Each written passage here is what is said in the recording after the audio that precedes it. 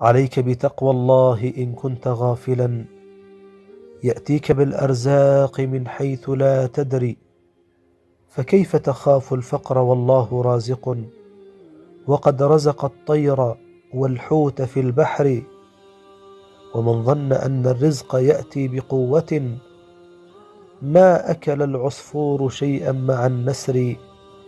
تزول عن الدنيا فإنك لا تدري، إذا جن ليل هل تعيش إلى الفجر.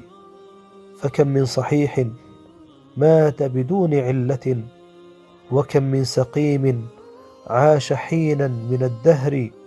وكم من فتى أمسى وأصبح لاهيا، وقد نسجت أكفانه وهو لا يدري.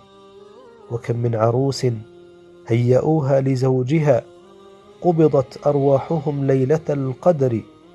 وكم من صغار يرتجى طول عمرهم، أدخلت أجسادهم ظلمة القبر.